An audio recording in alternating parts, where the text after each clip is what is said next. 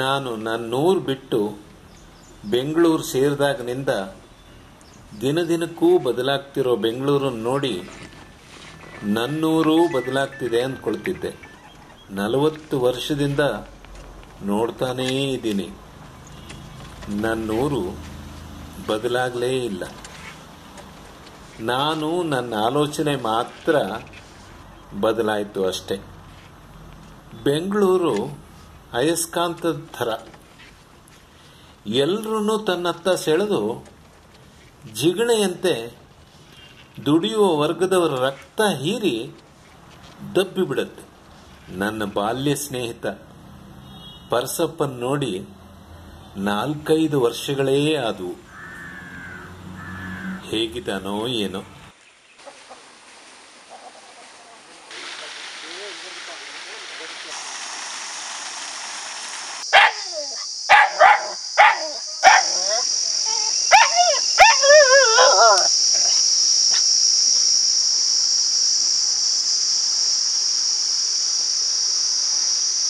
ಓ ಮೂರ್ತಿ,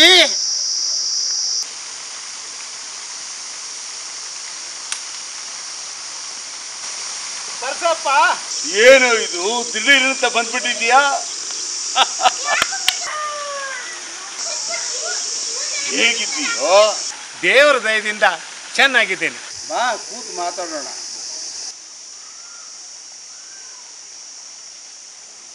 ಮತ್ತೆ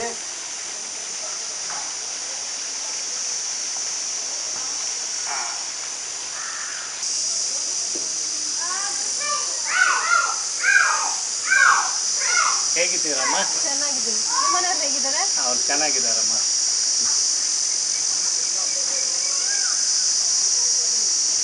ಬಾರು ಒಳಗೆ ಕೂತು ಮಾತಾಡೋಣ. ಇಲ್ಲ ಕಣೋ, ಗಾಳಿ ಬೆಳಕು ಚೆನ್ನಾಗಿದೆ, ಇಲ್ಲೇ ಕೂತ್ಕೊಳ್ಳೋಣ. ನೀನ್ ಹೇಗಿದೀಯ ಪರಸಪ್ಪ? ನೋಡು ಮೂರ್ತಿ, ಹೀಗಿದ್ದೀನಿ. ಸಾಯಂಗೂ ಇಲ್ಲ, ಬದುಕಂಗೂ ಇಲ್ಲ. ಏ, ಅದ್ಯಾಕೋ ಹಂಗೆಲ್ಲ ಮಾತಾಡ್ತೀಯ ನೀನು? ಅಂಥದ್ದೇನಾಗಿದೆಯೋ ನಿನ್ಗೆ? ಇನ್ನೇನಾಗ್ಬೇಕು ಮೂರ್ತಿ? ಇಡೀ ವಯಸ್ಸಿನಲ್ಲಿ ನಮ್ಮ ಕೈ ಹಿಡಿದು ನಡೆಸ್ಬೇಕಾಗಿರೋ ಮಕ್ಕಳು ಅವರವರು ಹೆಂಡ್ರ ಕೈ ಹಿಡ್ಕೊಂಡು ನಮ್ಮನ್ನ ನಡುನೀರಿನಲ್ಲಿ ಕೈ ಬಿಟ್ಟು ಬೇರೆ ಆಗೋದ್ರು ಮೂರ್ತಿ, ಬೇರೆ ಆಗೋದು. ಅವ್ರಿಗೆ ನಾವು ಯಾವ್ದ್ರಲ್ಲೂ ಏನು ಕಡಿಮೆ ಮಾಡಿರ್ಲಿಲ್ಲ. ಆದ್ರೂ ಕಿರಿಯವರಾದ್ರು ನಮ್ಮ ಜೊತೆಲಿ ಇರ್ತಾನೆ ಕೊನೆಯವರೆಗೂ ಅಂದ್ಕೊಂಡ್ವಿ ಮೂರ್ತಿ. ಆದ್ರೆ ಅವನೇ ಮೊದಲು ನಮ್ಮಿಂದ ದೂರ ಆಗೋದ. ಪ್ರಕೃತಿನೇ ಹೀಗೆ. ರೆಕ್ಕೆ ಬಲದ ಮೇಲೆ ಪಕ್ಷಿಗಳು ಹಾರು ಹೋಗ್ತಾವಲ್ಲ, ಹಾಗೆ ಅದು ನಮಗೂ ಅನ್ವಯಿಸುತ್ತೆ. ಸಮಾಧಾನ ಮಾಡ್ಕೊಳ್ಳಿ. ಹೌದು, ಈಗ ಅವ್ರು ಎಲ್ಲಿದ್ದಾರಪ್ಪ? ಸರೋಜ, ಕಾಫಿ ತಗೊಂಡ್ ಬಾ. ದೊಡ್ಡವನು ಇಲ್ಲೇ ಹಿತ್ತಲಲ್ಲಿ ಜಾಗ ಇತ್ತು, ಮನೆ ಕಟ್ಕೊಂಡ. ಚಿಕ್ಕವನು ಆ ಕಡೆ ದನದ ಕೊಟ್ಟಿಗೆ ಇತ್ತು, ಪಾಳು ಬಿದ್ದದ್ದನ್ನ ಸುಣ್ಣ ಬಣ್ಣ ಬಳ್ಕೊಂಡು ಅಲ್ಲೇ ವಾಸ ಮಾಡ್ತಾವನೆ. ಅಯ್ಯೋ, ಅಪರೂಪಕ್ಕೆ ಅಷ್ಟು ದೂರದಿಂದ ಬಂದಿದ್ಯಾ. ನಿನ್ನ ವಿಷಯ ಏನು ಅಂತ ಕೇಳಿದೆ, ಬರೀ ನನ್ನ ಕಷ್ಟನೇ ಹೇಳ್ಕೊಂಡ್ಬಿಟ್ಟೆ ಮೂರ್ತಿ. ಕ್ಷಮಿಸ್ಬಿಡ. ಹಾಗೇನಿಲ್ಲ ಕಣೋ. ಈ ಇಳಿ ವಯಸ್ಸಿನಲ್ಲಿ ಸಮಾನ ವಯಸ್ಕರ ಹತ್ರ ನಮ್ಮ ಕಷ್ಟ ಸುಖ ಹೇಳ್ಕೊಳ್ದೆ ಇನ್ನು ಯಾರ ಹತ್ರ ಹೇಳ್ಕೊಬೇಕು ಹೇಳು? ಇವಳು ನನ್ನ ದೊಡ್ಡ ಮಗನ ಮಗಳು. ಇವರಪ್ಪ ಇವರಮ್ಮ ನಮ್ಮನ್ನು ದೂರ ಮಾಡಿದ್ರು, ಇವಳು ಮಾತ್ರ ನಮ್ಮನ್ನು ಬಿಟ್ಟು ಒಂದು ಕ್ಷಣನೂ ಇರಲ್ಲ ಮೂರ್ತಿ. ಸ್ಕೂಲ್ ಮುಗಿದ ತಕ್ಷಣ ಸೀದಾ ನಮ್ಮನ್ನು ನೋಡಕ್ ಬಂದ್ಬಿಡ್ತಾಳೆ. ಏನ್ ಪುಟ್ಟಿ ನಿನ್ನ ಹೆಸರು? ಅಪೂರ್ವ. ಓ, ಒಳ್ಳೆ ಹೆಸರು ಕಣಮ್ಮ. ತಗೋ ಚಾಕ್ಲೇಟ್. ಓಪನ್ ಮಾಡ್ತೀನಿ.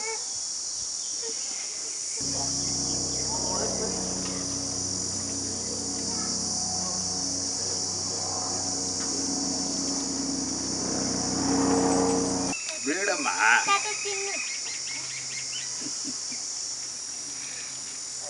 ಲೋ ಪರ್ಸಪ್ಪ, ಮಕ್ಕಳು ದೂರ ಆದ್ರು ಅಂತ ಯಾಕೋ ಚಿಂತೆ ಮಾಡ್ತೀಯಾ?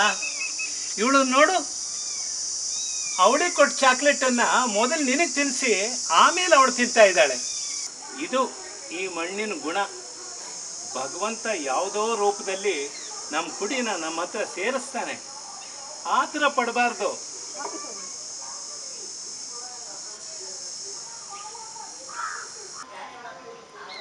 ಹಾಂ, ಅಂದಂಗೆ ನಾನು ಬಂದ ಕೆಲಸನೇ ಮರ್ತು ಬಿಟ್ಟಿದ್ದೀನಿ ನೋಡು. ಪರ್ಸಪ್ಪ ತಗೋ, ಇದು ನನ್ನ ಮಗನ ಮದುವೆ ಕಾರ್ಡು. ಬೆಂಗಳೂರಲ್ಲೇ ಇಟ್ಕೊಂಡಿದ್ದೀನಿ. ಗಂಡ ಹೆಂಡತಿ ಇಬ್ಬರು ತಪ್ಪದೇ ಬರಬೇಕು. ಹೌದು ಮೂರ್ತಿ, ಮಗ ಅಮೆರಿಕಾದಲ್ಲಿ ಓದ್ತಿದ್ದಾನೆ ಅಂತ ಕೇಳ್ಪಟ್ಟಿದ್ದೆ. ಹೌದು, ಅವನಿಗೊಂದು ಮದುವೆ ಅಂತ ಮಾಡಿಬಿಟ್ರೆ ನಾನು ಇನ್ನೊಂದು ಜವಾಬ್ದಾರಿ ಕಳೆದಂಗೆ ಆಗುತ್ತೆ ನೋಡು. ಮಗಳು ಅಳಿಯ ಈಗ ಎಲ್ಲಿದ್ದಾರೆ? ಅವರಿಬ್ಬರು ಆಸ್ಟ್ರೇಲಿಯಾದಲ್ಲಿದ್ದಾರೆ.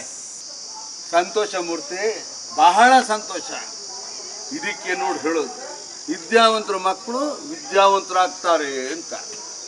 ನಮ್ಮ ಮಕ್ಕಳಿದ್ದಾರೆ ನೋಡು, ವಿದ್ಯಾವಂತರಾಗೋದು ಇಲ್ಲಿ ಮೂರ್ತಿ, ಸ್ವಲ್ಪ ವಿನಯ ಕೂಡ ಇಲ್ಲ.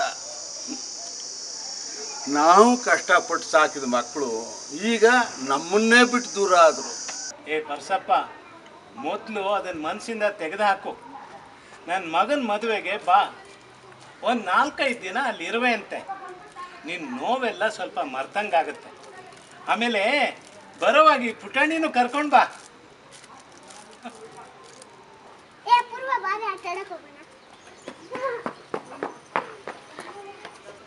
ಹಾಂ, ಆ ದಾಸಣ್ಣಂಗೂ ಒಂದು ಮದುವೆ ಕಾರ್ಡ್ ಕೊಟ್ಟು ಬರ್ತೀನಿ.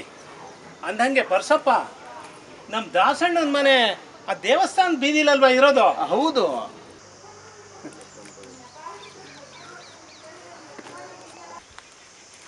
ಕಾರ್ಡ್ ಕೊಟ್ಬಿಟ್ಟು ಸೀದಾ ಮನೆಗೆ ಬಂದ್ಬಿಡ. ಊಟ ಮಾಡದೆ ಹಂಗೆ ಹೋಗ್ಬಿಟ್ಟೆ. ಆಮೇಲೆ ನನ್ನ ಹುಟ್ಟೂರಿನ ಊಟದ ರುಚಿ ನೋಡದೆ ಹಾಗೆ ಹೋಗ್ಬಿಡ್ತೀನ ಪರ್ಸಪ್ಪ. ನಿನ್ನ ಮನೇಲೇ ಊಟ ಮಾಡ್ತೀನಿ, ಸರಿ ಏನಪ್ಪ?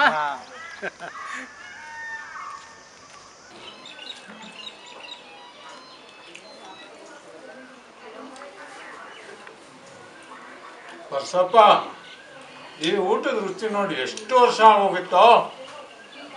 ಅದಕ್ಕೆ ಹೇಳೋದು, ಹಳ್ಳಿ ಊಟ ತಾಕತ್ತು, ಚಿಕ್ಕಂದಿನ ಆಟ ಬಾಟ ಊಟ.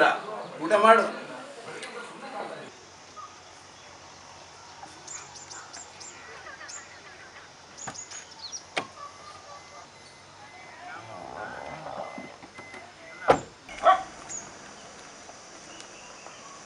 ಇನ್ನೇನಾಗ್ಬೇಕು ಮೂರ್ತಿ, ಇಡೀ ವಯಸ್ಸಿನಲ್ಲಿ ನಮ್ಮ ಕೈ ಹಿಡಿದು ನಡೆಸಬೇಕಾಗಿರೋ ಮಕ್ಕಳು ಅವರವರು ಹೆಂಡ್ರ ಕೈ ಹಿಡ್ಕೊಂಡು ನಮ್ಮನ್ನ ನಡುನೀರಿನಲ್ಲಿ ಕೈ ಬಿಟ್ಟು ಬೇರೆ ಆಗೋದ್ರು ಮೂರ್ತಿ, ಬೇರೆ ಆಗೋದು.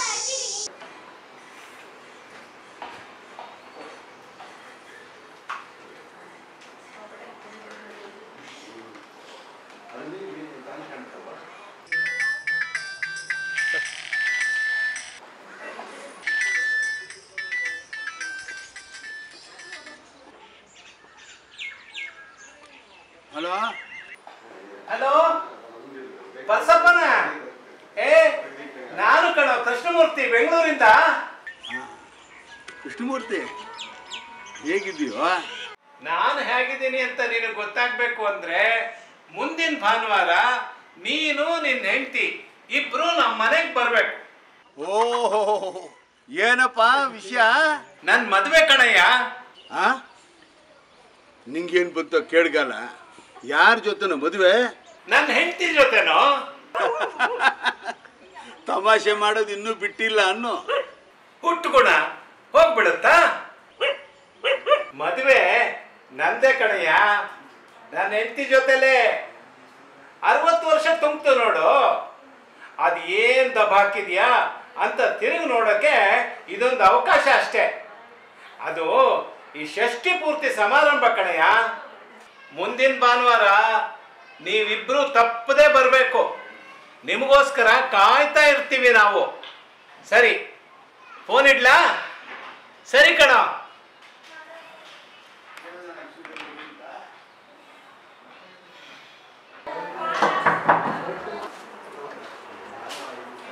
ಪರ್ಸಪ್ಪ ಬಂದೇನೋ?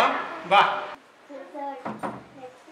ಪರ್ಸಪ್ಪ, ನೀನು ಬಂದಿದ್ದು ಭಾಳ ಸಂತೋಷ ಆಯಿತು ಕಣ ನನಗೆ. ಬಾ ಕೂತ್ಕೋ.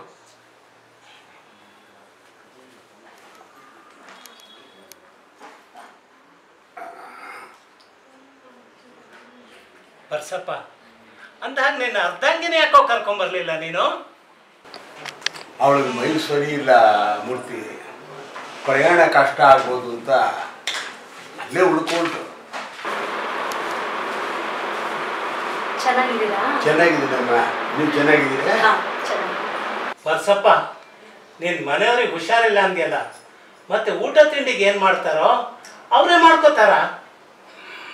ಅವಳ ಕೈಯಲ್ಲಿ ಇನ್ನೆಲ್ಲಾಗುತ್ತೆ ಮೂರ್ತಿ, ಹೇಳಿಸೋದು ಕೂಡ್ಸೋದು ಇನ್ನೊಬ್ರು ಮಾಡ್ಬೇಕಷ್ಟೇ. ಮತ್ತೆ ಹಾಗಿದ್ದು ಅವರನ್ನು ಒಬ್ಬರನ್ನೇ ಬಿಟ್ಟು ಬಂದೇನೋ? ನೀನೇ ಹೇಳ್ತಾ ಇರ್ತೀಯಲ್ಲ ಮೂರ್ತಿ, ಮಕ್ಕಳು ದೂರ ಆದ್ರೂ ಕರಳು ಬಳ್ಳಿ ಸುತ್ತಾನೇ ಇರುತ್ತೆ ಅಂತ. ಸೊಸೆಂದಿರು ಮಾಡಿದ ಅಡುಗೆಯಲ್ಲಿ ಮೊಮ್ಮಕ್ಕಳ ಕೈಯಲ್ಲಿ ಸ್ವಲ್ಪ ಕಳಿಸ್ತಾರೆ, ಹೇಗೋ ಜೀವನ ನಡೆಯುತ್ತೆ. ಮೂರ್ತಿ, ಅಂದಂಗೆ ಎಲ್ಲೋ ನಿಮ್ಮ ಸೊಸೆ ಮಗ 5 ವರ್ಷದ ಹಿಂದೆ ಮದುವೆಯಲ್ಲಿ ನೋಡಿದ್ದು, ಮತ್ತೆ ತಾತ ಅದೋ ಇಲ್ಲೋ? ಅದು ಅಪ್ಪ, ಮುಹೂರ್ತಕ್ಕೆ ಟೈಮ್ ಆಗ್ತಿದೆ, ಬನ್ನಿ. ಬರ್ಸಪ್ಪ, ಆಮೇಲೆ ಮಾತಾಡೋದು ತುಂಬಾ ಇದೆ, ಈಗ ಬಾ.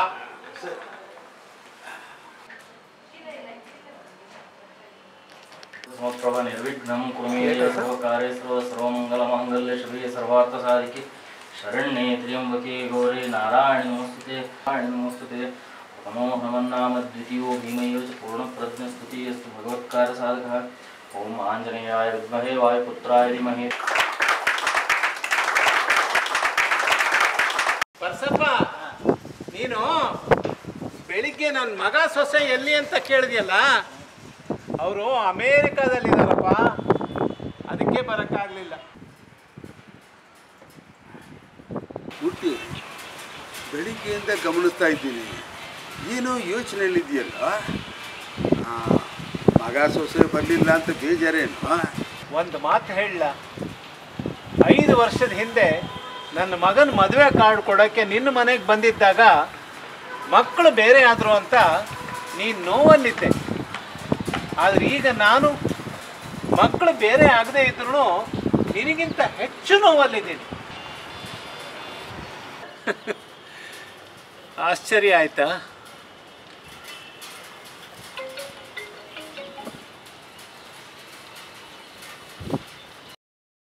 ಹೌದು ಪರ್ಸಪ್ಪ, ಈ ಅಮೇರಿಕಾ ಅನ್ನೋ ಪದ ಇದೆಯಲ್ಲ, ಅದೊಂದೇ ನಮಗೆ ತಾತ್ಕಾಲಿಕವಾಗಿ ಹೆಮ್ಮೆ ಮತ್ತು ಒಂಥರ ವಿಚಿತ್ರವಾದ ಖುಷಿ ಕೊಡೋದು. ಅದು ಬಿಟ್ಟರೆ ಮಿಕ್ಕಿದ್ದೆಲ್ಲ ನೋವೇ. ಪರ್ಸಪ್ಪ, ನಿನ್ನನ್ನು ಯಾಕೆ ಇಲ್ಲಿ ಕರ್ಕೊಂಬಂದೆ ಗೊತ್ತಾ? ಮನೆ ಒಳಗಡೆನೇ ಕೂತ್ಕೊಂಡು ನೋವು ಹೇಳ್ಕೊಂಡ್ರೆ ಅದು ಅಲ್ಲೇ ಸುತ್ತಾ ಇರುತ್ತೆ. ಈ ನೀಲಿ ಬಣ್ಣದ ಆಕಾಶದ ಕೆಳಗೆ ನನ್ನ ಮನದಾಳದ ನೋವು ಹೇಳ್ಕೊಂಡ್ರೆ ದೂರದಲ್ಲೆಲ್ಲೋ ಇರೋ ನನ್ನ ಮಗನ ಕಿವಿಗೆ ಬೀಳ್ಬೋದೇನೋ ಅನ್ನೋ ಹುಚ್ಚ ಆಸೆಯಿಂದ ನಿನ್ನ ಮಕ್ಕಳು ಬೇರೆ ಆದ್ರೂ ಅದೇ ಊರಲ್ಲಿ ನಿನ್ನ ಕಣ್ಣು ಮುಂದೆನೇ ಓಡಾಡ್ತಿರ್ತಾರೆ. ಅವರು ನೋವು, ನಲಿವು, ಏಳು ಬೀಳು ಎಲ್ಲದನ್ನು ತುಂಬ ಹತ್ತಿರದಿಂದಾನೇ ನೋಡ್ತಾ ಇರ್ತೀಯ.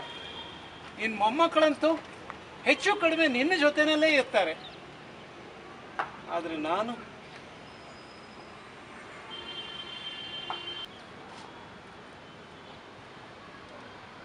ಒಂದು ತಿಂಗಳ ಹಿಂದೆನೇ ಮಗನಿಗೆ ಫೋನ್ ಮಾಡಿ ವಿಷಯ ತಿಳಿಸಿದ್ವಿ. ಅದಕ್ಕೆ ಅವನು ಏನಂದ ಗೊತ್ತಾ? ಇಷ್ಟಕ್ಕೆಲ್ಲ ಬರೋಕ್ಕಾಗೋದಿಲ್ಲ, ನಿಮಗೆ ದುಡ್ಡು ಬೇಕಾದ್ರೆ ತಿಳಿಸಿ, ಎಷ್ಟು ಬೇಕಾದರೂ ನಾನು ಕಳಿಸ್ತೀನಿ ಅಂದ. ಪರ್ಸಪ್ಪ, ನನಗೆ ಅವನ ದುಡ್ಡು ಬೇಕಾಗಿರಲಿಲ್ಲ. ನನ್ನ ಮಗ, ಸೊಸೆ, ಮೊಮ್ಮಗು ಅವ್ರ ಉಪಸ್ಥಿತಿ ಬೇಕಾಗಿತ್ತು.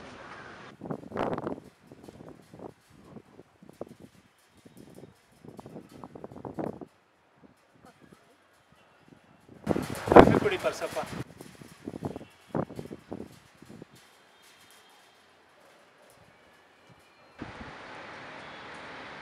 ನಮ್ಮ ಸ್ನೇಹಿತರು, ಸಂಬಂಧಿಕರೆಲ್ಲ ನಿಮಗೇನಪ್ಪ ಮಗ ಸೊಸೆ ಅಮೇರಿಕಾದಲ್ಲಿದ್ದಾರೆ, ನಿಮ್ಗಿನ್ನೇನು ಚಿಂತೆ ಅಂತಾರೆ. ಅವ್ರಿಗೇನು ಗೊತ್ತು ನನ್ನ ಮಕ್ಕಳು ಅಮೇರಿಕಾದಲ್ಲಿ ಇರೋದೇ ನನಗೆ ದೊಡ್ಡ ಚಿಂತೆ ಅಂತ. ಇನ್ನೂ ಕೆಲವರು ಹೇಳ್ತಾರೆ, ನಿಮ್ಮ ಮಗ ಸೊಸೆ ಅಮೇರಿಕಾದಲ್ಲಿ ಇದ್ದಾರಂತೆ, ನೀವೇ ಪುಣ್ಯವಂತರು ಅಂತ ಹೆಮ್ಮೆ ಮತ್ತು ಖುಷಿಯಿಂದ ಹೇಳ್ತಾರೆ. ನಾವು ನಮ್ಮ ಮುಖದ ಮೇಲೆ ಅಷ್ಟೇ ಕೃತಕನಾಗೆ ಬರೆಸ್ಕೊಂಡು ಹೌದು ಅಂತ ತಲೆದೂಗಿಸ್ತೀವಿ. ಯಾಕಂದರೆ ಅವ್ರ ಮನಸ್ಸಿಗೆ ನೋವಾಗಬಾರ್ದಲ್ವಾ. ನೋವು ಹೇಳ್ಕೊಳ್ಳೋ ಹಾಗಿಲ್ಲ, ತೋರಿಸ್ಕೊಳ್ಳೋ ಹಾಗೂ ಇಲ್ಲ. ಇದೊಂಥರ ಹೇಳ್ಕೊಳಕ್ಕಾಗದೇ ಇರೋವಂಥ ನೋವು. ಬಂದುಬಿಡಪ್ಪ ಬೆಂಗಳೂರಿಗೆ ಅಂದರೆ ನಾನು ಯಾಕೆ ಬರಬೇಕು, ಅಲ್ಲಿ ನನಗೇನು ಕೆಲಸ ಅಂತಾನೆ. ಮಗಳು ಹೇಗೋ ಮೂರ್ತಿ? ಮಗಳು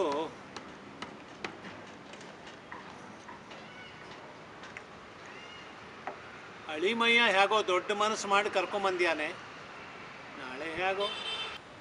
ನಮ್ಮ ಜೀವನ ಒಂಥರ ಬಳ್ಳಿ ಇದ್ದ ಹಾಗೆ ಪರ್ಸಪ್ಪ. ಬೇರೊಂದು ಕಡೆ ಇದ್ದರೆ ಹಣ್ಣು ಇನ್ನೆಲ್ಲೋ ಇರುತ್ತೆ, ಆದರೆ ನಿಂದ ಹಾಗಲ್ಲ. ನಿನ್ನ ಜೀವನ ನೆಲಗಡಲೆ ಇದ್ದ ಹಾಗೆ. ನಿನ್ನ ವಂಶದ ಕುಡಿಗಳನ್ನೆಲ್ಲ ಬೇರ್ನಲ್ಲೇ ಗಟ್ಟಿಯಾಗಿ ಹಿಡ್ಕೊಂಡಿರ್ತೀಯ. ಅವುಗಳ ವಂಶಾಭಿವೃದ್ಧಿ ಅಲ್ಲಿಂದನೇ ಶುರುವಾಗತ್ತೆ. ನಿನ್ನ ಕರುಳು ಬಳ್ಳಿ ಅಲ್ಲೇ ಇರುತ್ತೆ, ಅದೇ ಮಣ್ಣಲ್ಲಿರುತ್ತೆ. ನಾಳೆ ನೀನು ಹಳ್ಳಿಗೆ ಹೋದಾಗ ನಿನ್ನ ಮೊಮ್ಮಗಳು ನಿನ್ನ ಗುರುತು ಹಿಡಿದು ದೂರದಿಂದನೇ ಅಜಾಂತ ಓಡಿ ಬರ್ತಾಳೆ.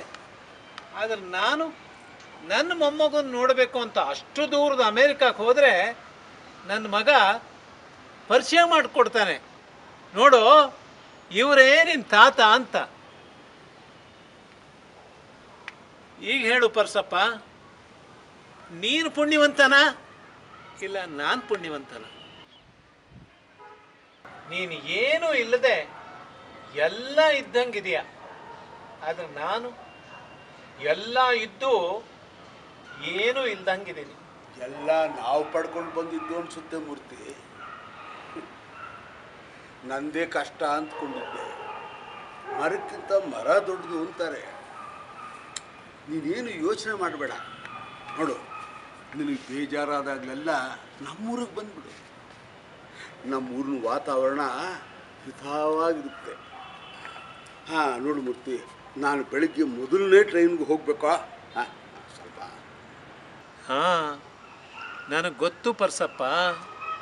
ಈಗ ನಿನ್ನ ಮನಸ್ಸು ಕರುಳು ಬಳ್ಳಿ ನೋಡಬೇಕು ಅಂತ ಚಡಪಡಿಸ್ತಿದೆ ಅಲ್ವಾ?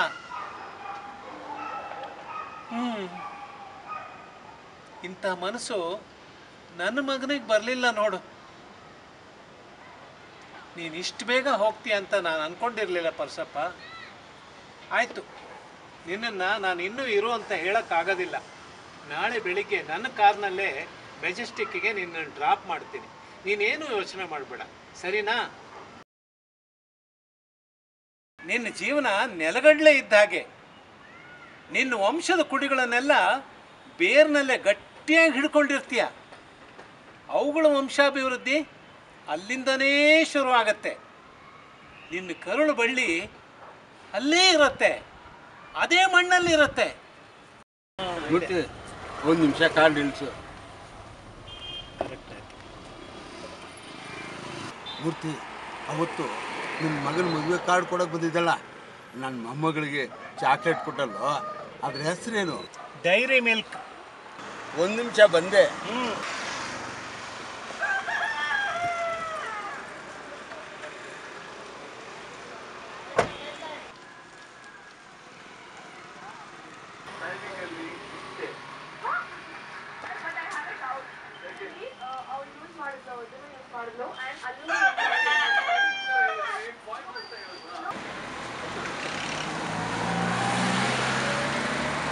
ಅಂದಹಾಗೆ ಈ ವರ್ಷ ಹೊಲದಲ್ಲಿ ಏನು ಬಿತ್ತನೆ ಮಾಡಬೇಕು ಅಂದ್ಕೊಂಡಿದೀಯ ಪರ್ಸಪ್ಪ?